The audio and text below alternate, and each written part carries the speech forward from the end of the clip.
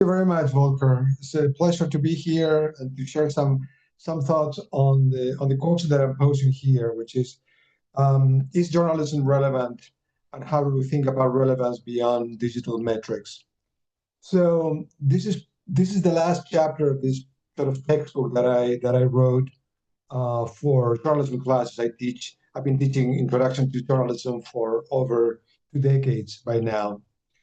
There are many reasons why I think that the question of journalism relevance is an important, and why thinking about it in a way that is sort of makes it more complex, the question of relevance as synonymous with digital metrics is important. Um, when I teach journalism, I teach two classes, but particularly the introduction to journalism class. Um, Many students sort of believe that journalism matters, that journalism is important. They are passionate about journalism. That's why they are attracted to the program. That's why they take the class. But at the same time, they ask the question, does it make sense to be a journalist? Does journalism matter? In fact, they live in a culture in which journalism is, even though they study journalism, is marginal. It's not central to the way that they consume information or content, or even the way they consume news, right? Um, but they get the signs that journalism is becoming less relevant in society. Um, and I think that their sentiment actually reflects a widespread sentiment or doubts or concerns that we find even among academics and journalists. Let me share a few slides with you just to illustrate this point. Um, so, what's an important question? Um, Many colleagues and friends included have asked sort of questions that actually ponder whether or not journalism is relevant, right? And there are a number of examples. There is a recent book that Matt Carlson, Sue Robinson, and Seth Lewis edited a few years ago, called "News After Trump: Journalism Crisis of Relevance in a Changed Media Culture," a title that was probably too premature and too optimistic, but ask the question whether or not journalism is relevant. Um, there is a quote that I have here by Kyle Pope, who was the editor of the Columbia Journalism Review until a few years ago. And in his farewell editorial, basically he was pondering, we continue to do the work, and there is good journalism being done, but it's easy to be demoralized because his understanding is probably the public doesn't care as much about journalism as the public seemed to care in the past. Um, I'm bringing this up in order to sort of um, bring up sort of some views, some sort of concern or despondent views about whether or not journalism matters. And there are much more sort of apocalyptic views about journalism that actually circulate in the news. So I think that it's fair to say there is considerable angst about whether or not journalism matters to society. One thing is the conviction that we believe that journalism matters to public life and to democracy. Something different is whether or not journalism is socially relevant, right? Um, so what are the signs of this? The signs are many. So this argument has some basis on sort of existing trends. This comes from last year, showing globally a very troubling trend about the proportion of people who get news, and second, what are the sources for the news. We all know these patterns. There are sort of some generational age differences, but overall we see sort of this steady decline in the consumption of news worldwide. Um, this is a more sort of disaggregated sort of data that actually sort of makes this point very clearly. Um,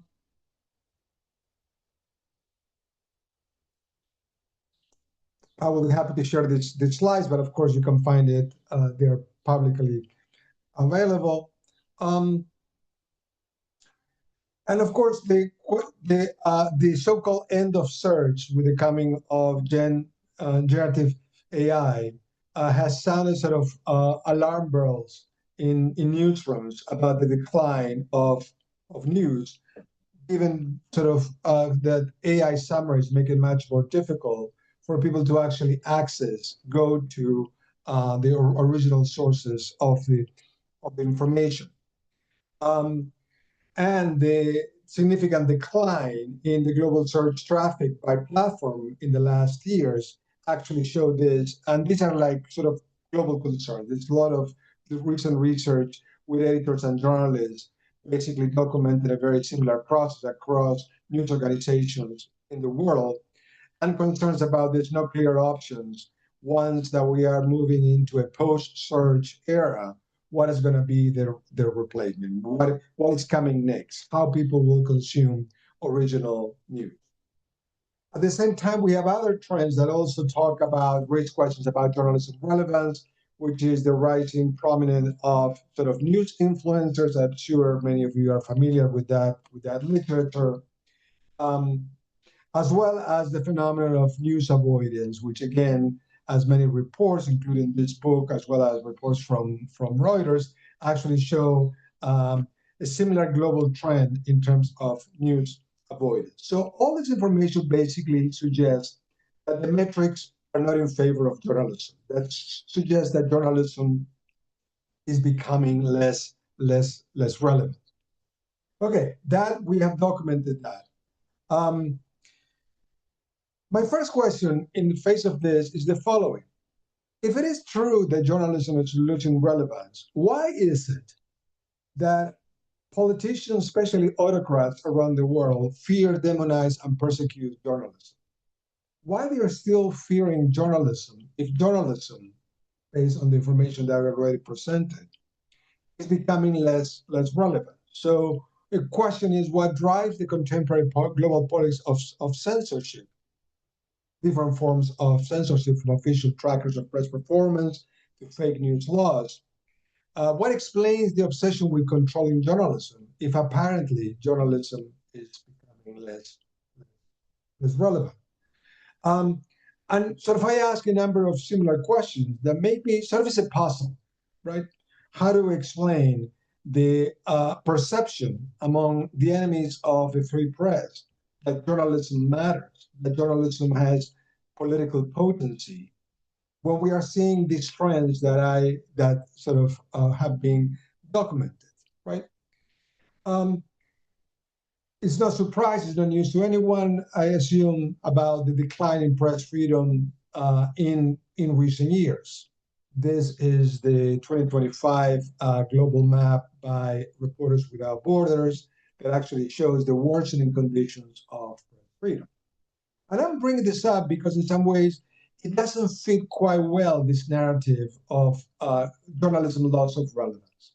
That censorship in some ways is symptomatic, that at least people in power believe that journalism is relevant, and therefore it needs to be controlled, censored, etc.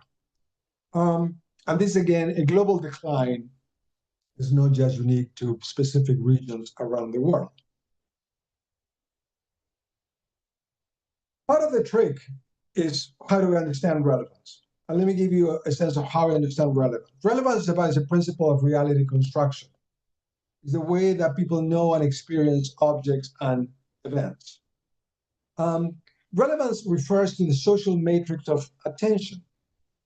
It's relevance about how certain phenomenon, events, institutions attract, aggregate, and synchronize attention. And you can get a sense of where I'm going with this idea. That here is sort of how do we position journalism relevance within what we conventionally call the economy of attention, because relevance is primarily about capturing and maintaining attention.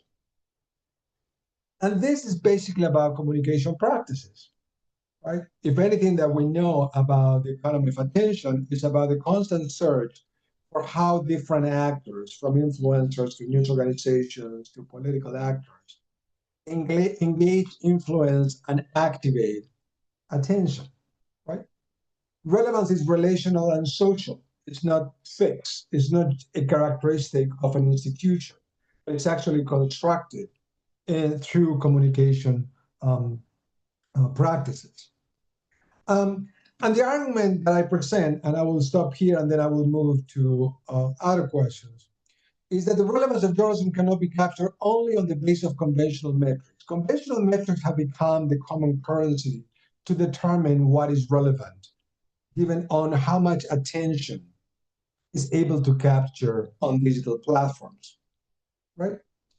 But I will say that even conventional metrics are complex. It's not just a matter of quantity, but it's a matter of what specific publics are attracted or engaged with certain content. It's not just absolute numbers, but it's about who are the audiences that are engaged with certain contents. The point being that metrics do not capture the full epistemic and social dimensions of relevance. And therefore, what we need to understand, particularly in a situation of fragmented attention regimes, we're no longer in a situation of a central dominant attention regime, but much more of a fragmented situation. How in these attention regimes, what are the institutions, including journalism, that shape the visibility, the reach, engagement, trust, and influence? So this leads me to figure out ways that are not captured by conventional metrics that show that journalism within certain audiences, certain publics, in certain junctures, it's still relevant. And that cannot be measured by absolute numbers. It's measured by sort of the kind of attention that journalism is able to command.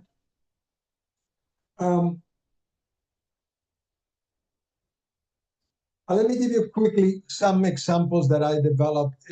Some are in the book and some are still working on a paper, which is the following.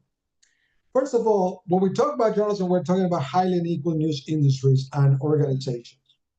There are news organizations that have a global reach, like the BBC probably would be the best example of 1 billion regular viewers. That is different from very small news organizations that have sort of a few thousand subscribers and rarely command significantly less attention. So when we talk about how journalism as a whole is relevant or not, that is not the right way of asking this question. Even if we follow conventional metrics, the idea is that journalism and the news industry are profoundly sort of divided, different, unequal in its ability to actually reach a significant large audience. Second, we need to examine the public and political relevance of some news organizations. In this case, probably the most obvious example, and there are many examples around the world, is the case of Fox News. The power of Fox News is it's not just the metrics. In fact, on a daily newscast, the audience of Fox News is about 3 to 4 million viewers, right? That is not necessarily about just the metrics, just the numbers. Typically, it's higher than other cable news in the United States. Yet, as many analysts, academics have argued, Fox News tremendously changed not just the cable news industry, but actually the politics in the United States during the past decades. And this is one example, but we can think about other examples in which the relevance of news organizations is not measured only or primarily through single metrics, but it's basically how it is engaged within certain publics. The third one is thinking about sort of what we call niche news. And this is in a broad sense. We talk about niche news in terms of thematic focus or partisan or ideological relevance. And I will think there are several studies or strands of studies in recent years that basically highlight the significance within certain niches defined by themes. It could be climate, it could be health, it could be migration, as well as partisan and ideological pockets in different societies, in which certain forms of journalism are, if we look at sort of at traffic, interaction, communication, and digital networks. An important node is not the only dominant node, but it's an important source of information. And again, here, this is not just measured by absolute numbers, by the particular position that it occupies within certain thematic or partisan ideological spaces.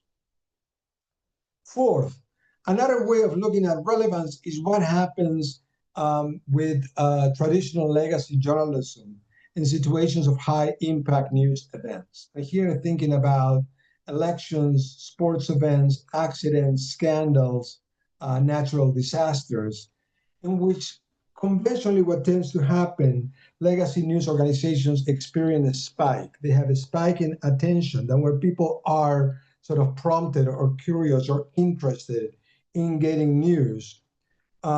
In some cases, again, these are age difference as well, there is an increase, a temporary increase in traffic to legacy news organizations.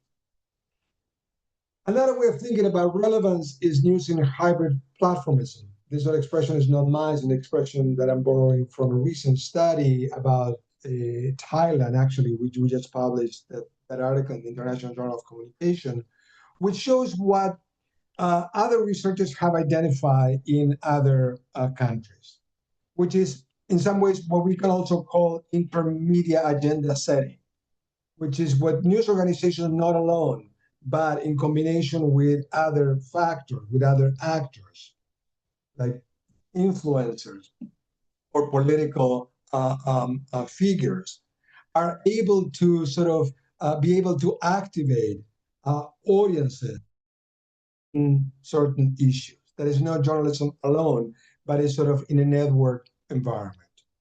This is what can be called spillover effects and intermedia agenda setting. I will be happy to go more in depth into these cases, but that's basically what I developed in the rest of the paper. So basically, what I developed in this argument, and so I was building off of that chapter in the book, is let's think differently about relevance in ways that it doesn't is only determined by the question of conventional digital metrics, but other dimensions, if you will, more political or more sociological ways of thinking about relevance. In some ways, what I tried to do is sort of an invitation of rethinking this sort of almost like conventional wisdom, right? Without denying the significant changes the news industry have been going through for decades, but thinking about relevance in ways that is sort of tied to the question of how of these fragmented attention regimes, something that I sort of developed further in the book. I will be happy to explain that further if it's of interest. We can start the conversation.